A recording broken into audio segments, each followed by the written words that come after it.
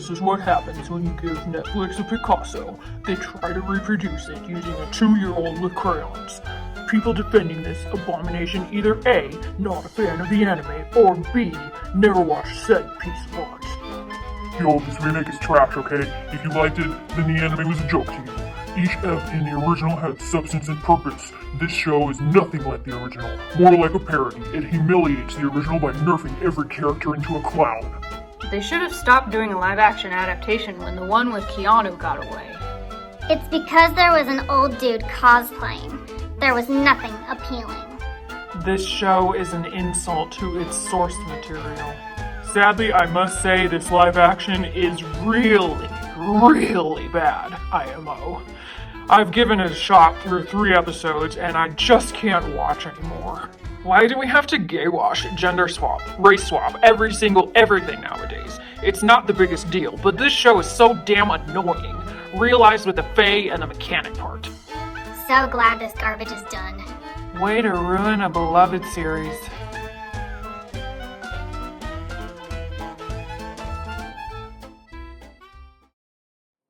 Something that you may not know about me is that I grew up a nerd. I was a bookworm, I played video games, I loved geek culture. Today I still love many of those things, but my fandoms have grown even more.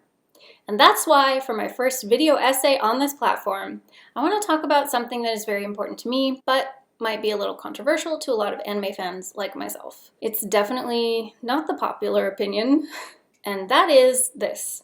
Netflix's Cowboy Bebop live-action adaptation was better than the original anime.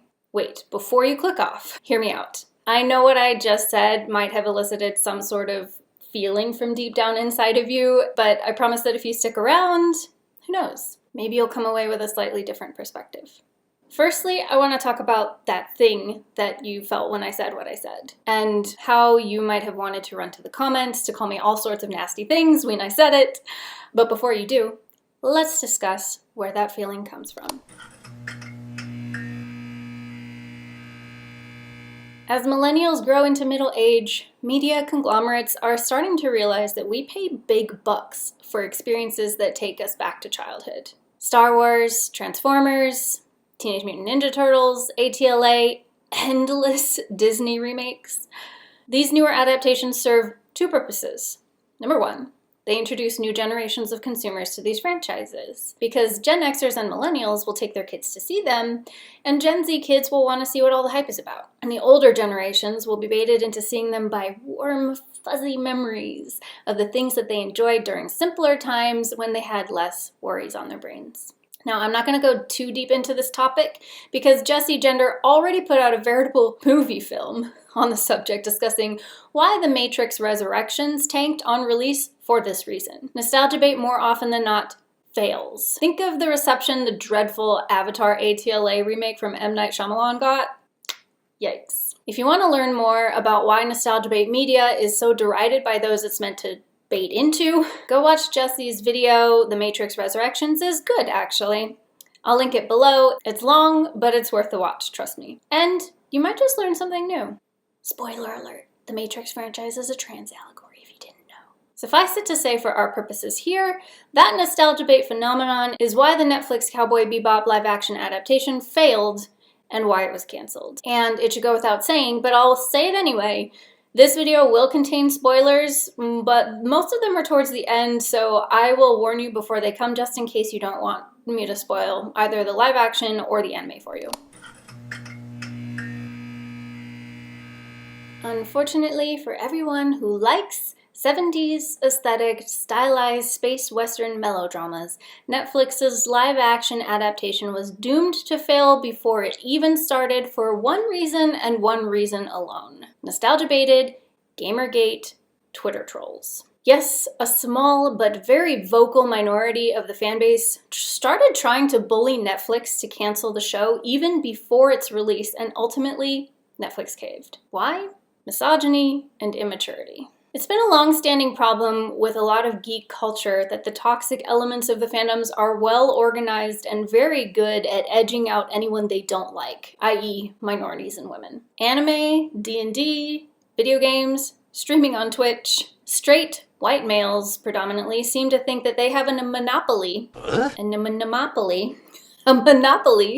on these spaces, and they don't like it when the rest of us encroach on it. Of course, this isn't true. Geek culture has appealed to girls and people of all races since its inception. But, just as in broader societal discourse, an element of white supremacy and sexism bleeds through. And while they may be a small minority of the overall fan base, they are loud. The beginning of the end was when Netflix released the first official production still of our three main characters, Spike, Jet, and Faye. Immediately, trolls took to Twitter to complain about woke casting. Their biggest problems with the casting choices were, number one, John Cho instead of Keanu Reeves.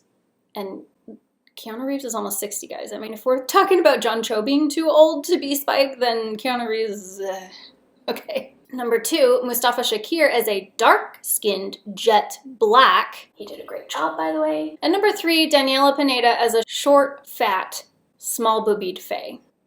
Yup. And as a girl who likes girls, her boobs are fine, guys. She doesn't have to have a triple F to be hot, okay? In his Screen Rant article, Cowboy Bebop's Faye Valentine backlash is absurd, Matt Morrison writes, "While it is true that many creative cosplayers have remade Faye's signature look in real life, there is quite a lot of difference between wearing a costume while striking poses on the floor of a convention center and performing professional stunt work in what amounts to highly specialized lingerie." Which, having been in the acting world in the past, is very true. Costuming should not only be accurate, but also practical. These are real people we're talking about in the real world.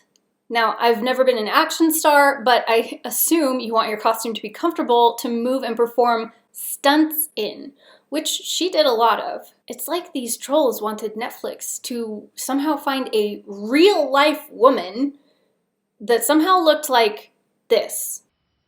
Yeah, good luck, buddy.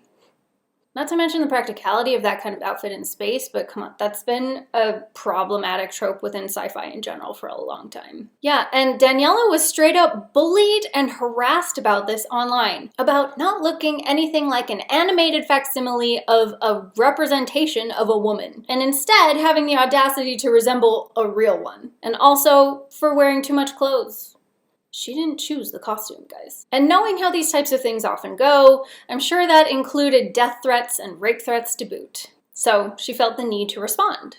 Hey guys! So as you know, our Cowboy Bebop first look dropped today, which was so exciting. And I just wanted to address a couple of things that sort of keep coming up in the comments amongst fans. First, I wanted to apologize to the fans that I did not anatomically match the Faye Valentine character. 6 foot, double D size breast, 2-inch waist. You know, they looked everywhere for that woman and they couldn't find her. It's kind of weird. So they just went with my short ass. I know. Am I right? You know, there was talk about, like, can we put Daniela in a time machine and maybe give her different parents so she has different genetic information to sort of make her look better? It proved to be too complicated. And the other thing I wanted to bring up was I want to apologize that the outfit I'm wearing is not exactly what she wears in the anime. You know, we tried, but doing stunts in tissue paper, things disappear, they rip. Sometimes it just got lost. Anyway, like I was saying, that original costume, they made a couple of them, but like I said, they got sort of slurped up in my various crevices, never to be retrieved again. So we needed to really build something that could withstand the test of time. So just, you know. It was not well received, and she was forced to remove it. But honestly, it would have been the same had she said nothing. Haters gonna hate, trolls gonna troll. Netflix was never going to be able to please people who get mad about women looking like actual people and representation in casting. Remember, this is about white supremacy, which is inherently racist and misogynistic. Women are there only to play to a man's fantasies in that world, not to be actual humans. And although Jet is a black man in the anime, albeit a light-skinned one, having a darker complexion is not acceptable to them. And that's not even to mention the choice of casting an Asian man as a lead in an adaptation of a Japanese anime. How dare they? They complained about that. Yeah, really, they did. Again, racism. Remember the Black Stormtrooper outrage? So at the end of the day, Netflix listened to the small but very loud minority of the fan base who took to Twitter to complain that their casting choices did not fit their white supremacist worldview. And also because not enough booba. Congratulations.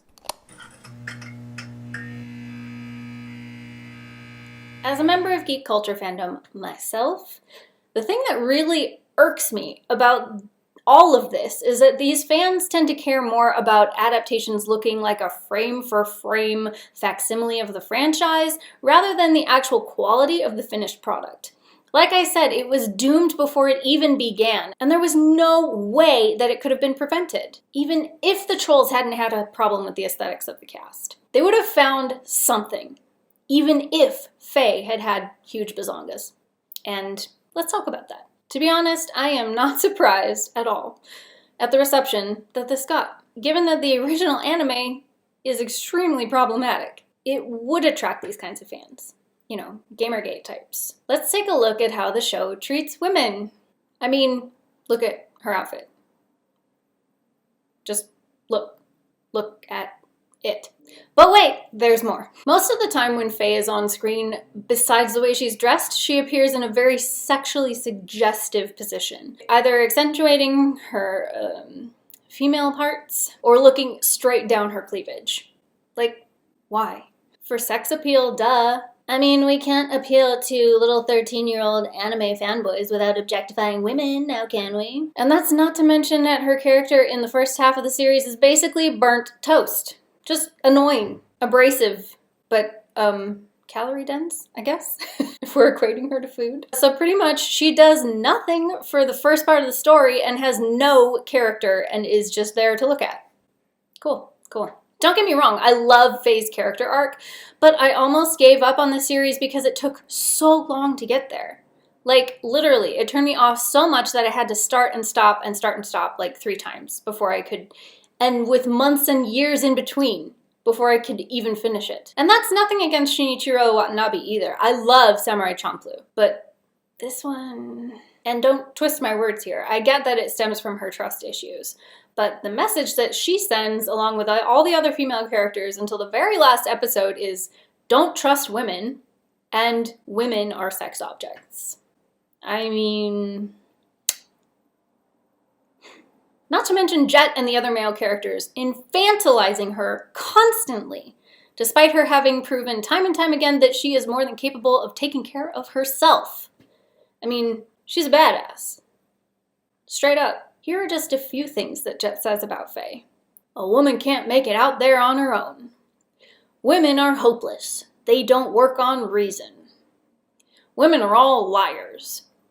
And implied behind that is betrayers and they play games. What kind of message does that send? I hear you. Faye is only main cast, but what about the other female characters? Well, okay, let's look at them. The most prominent one is probably Ed, although they're basically NB before that was a thing. Although the other characters constantly refer to them as she, so I guess that counts. Also, can we discuss very quickly the pictures of Ed that I found on the internet? First off, there's this one, and can we just acknowledge that Ed is supposed to be 13 years old? What the hell is this outfit? Does that look appropriate on a 13-year-old to you? And I'm not even going to tell you about the sexualized body pillows that I saw. Ugh. Katarina. Let's talk about Katarina. She's the first woman we see in the anime, and my main problem with Katarina is that her motivations make 0 sense. She traffics drugs for Asimov, her husband, lover, I don't think they ever explicitly say, and is constantly shouting at the people who are hunting them, both the bounty hunters and from the syndicate, to not hurt him, even though she ends up killing him herself for no reason at the end. What? The first time that I watched this was the first time that I gave up on the show. It made no sense. I mean, she's basically just a classic Black Widow trope with no underlying motives. This whole storyline was done much better in the Netflix adaptation, not to mention that we meet Faye in episode 1, and she's there for a storied purpose. Like, she has a reason to be there. Not just randomly, like how we meet her in the anime. Julia. Ugh. If Faye is toast, then Julia is plain white bread. Dull, boring, stale. She's just there to be Spike's love object that sparks his revenge arc. Again, she was done much better in the live action. Judy from Big Shot. I mean... the Afro cowgirl Coffee. Yes, her name is Coffee, who sports a revealing black trench coat dress with presumably nothing underneath. Also, check out that button placement. I guess you'd call it strategic? Is it required to be half naked if woman in space?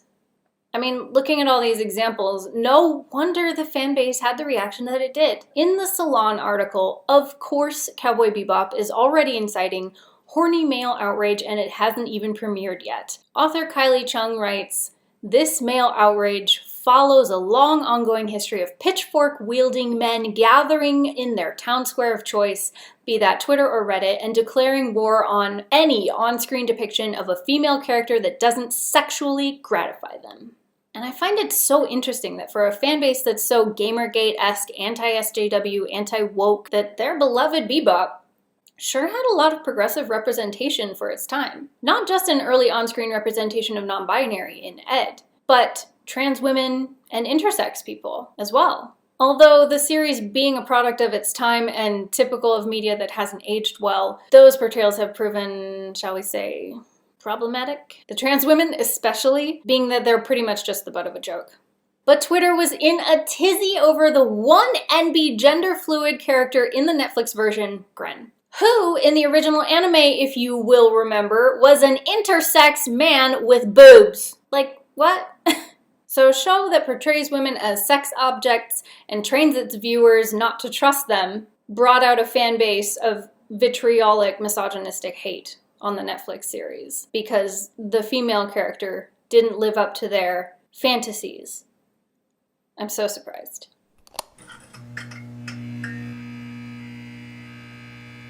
Well, for one thing, it wasn't boring. I understand that part of the message of the original anime was portraying the mundaneness of space travel, but did it have to be boring? Like, you can express those things without making the media itself boring to watch. The first half of the original series is a chore to get through. And I gave up multiple times before I finally finished it. Overall, I did enjoy the anime by the end, but it was hard work to get there. Conversely, I think the adaptation on Netflix did a really good job about portraying how boring space can be at times without being boring itself. There are quite a few notable differences in how I think the remake is better. For one, I loved the 1970s vibe and aesthetic. It fit really well within the grittiness and kind of the timeless feel of being in a futuristic and yet familiar setting. The lighting design complemented that amazingly well, and the cinematography was creative and interesting. It often had a very anime quality to it. It was really well done. The first episode really hooks you in, starting with a shootout inside a space casino, where we really get to see the partnership between Spike and Jet on full display. It's a really great introduction to those characters. And I already touched on this, but we also meet Faye in E1, and her motivations are not explicit, obviously, but they're hinted at. She's a woman on a mission, not just eye candy. I liked Annie being a nightclub owner as opposed to a video shop owner in the anime. This made her much more interesting as a character and made a lot more sense when you think about her connections to the mob and how she knew Spike and Vicious. I loved the addition of Jet's family. It gave him a real human side, which we didn't get in the anime. And the villains, here's where it gets really good. The villains in the Netflix series are way more fleshed out, and their stories don't feel nearly as exposition heavy. We get to see their evolution instead of it just being told to us. And I know that a lot of people weren't particular to Vicious in the live action, but I liked him a lot better than in the anime, where we only ever really see him for a few episodes, and he wasn't even really explained except for being a high-ranking member in the Syndicate. In the live action, he's the son of the leader of the Syndicate, who is an abusive father who constantly talks down to him and makes him feel unworthy. And as such, he goes on a quest to prove himself. It made his motivations a lot clearer, and it made a lot of sense for him to go behind his father's back and plot a coup with other high-ranking members of the Syndicate. rather than just being your stereotypical big bad and executing a coup all on his own for seemingly no reason. The bioterrorism episode? Enough said.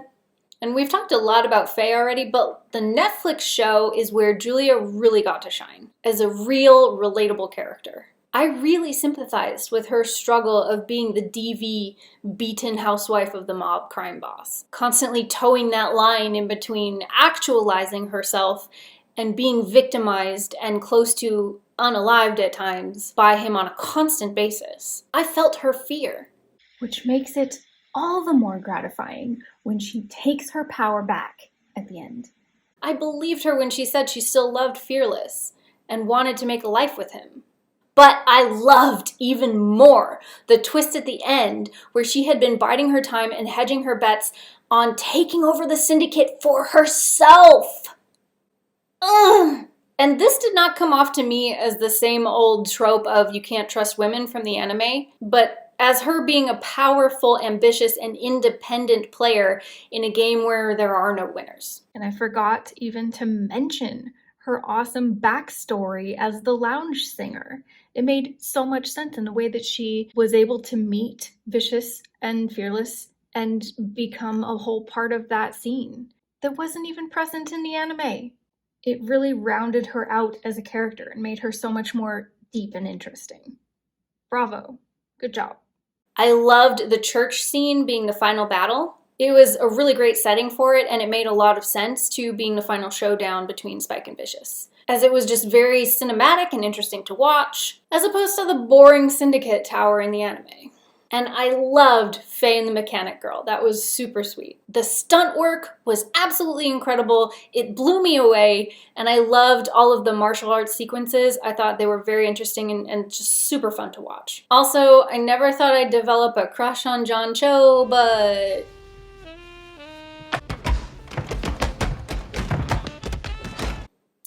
yeah. In conclusion, this show was great, and it didn't deserve the hate that it got. I get the feeling that most of its loudest critics didn't even watch it. Think of how these same types of dudes tried to cancel Brie Larson before Captain Marvel, and the all-female Ghostbusters, and so many other franchises that receive backlash from these kinds of guys before they're even released. Simply because... Girl, not funny. Or... Not enough booba. Buddy, feminism isn't ruining these franchises. You are. There are so many people out there who are not you, who enjoy these franchises for the representation and the progressiveness in them, and just because you don't like them doesn't mean they should be canceled. Get over yourself. The reaction to the live-action Cowboy Bebop was compared a lot to the reaction that M. Night's ATLA got. But I don't think that's a fair comparison. This show was actually good. That movie was not. Although I just recently rewatched it, and actually it wasn't as bad as I remember, but still bad, still not good. And now there is a growing movement of Bebop fans online who are trying to get them to make the second season that we deserve. You can't leave us hanging like this, guys. I mean, Squid Game is getting a second season that it arguably doesn't need, although I'm excited, I will watch it, but a lot of people don't think it needs it. So what about the Bebop crew? What about them? What about us? Anyway, there are petitions, so I'll leave some links down under if you guys want to sign them. But I hope you learned something, and maybe I changed your mind just a little bit? Just a little bit? If not, no worries. I'm not here to yum yuck or anything, but like I said, I did enjoy the anime overall, but it was a hard push to get there, and I enjoyed the live action much, much more. So just let people like what they like, and if you don't like it, you don't have to. But that doesn't mean that you need to take to Twitter and bully the creators into canceling it if it isn't harming anybody. Just live and let live, dude. It's not harming you, so grow up. Anyway, I hope you guys liked this video. If not, I don't care. I really like this show, and I don't know if these petitions are going to get us anywhere, but stranger things have happened. We got a Sense8 movie that was a good closing to the show, so we'll see. Yeah, I was trying something a little different this time. I hope you guys liked it. I hope you like my e-girl inspired makeup look. If you don't, I don't care. I was a circus performer for a long time, and I miss playing with makeup. I miss having fun with it. So I wanted to do something fun, because why the hell not? And I don't get a lot of opportunities to wear this harness, and I really like it. So anyway, I hope you liked this video. If you did, you know what to do. You know, hit that like button, smash that subscribe. If you didn't, I don't care. Thanks for watching, and I'll see you on the next one.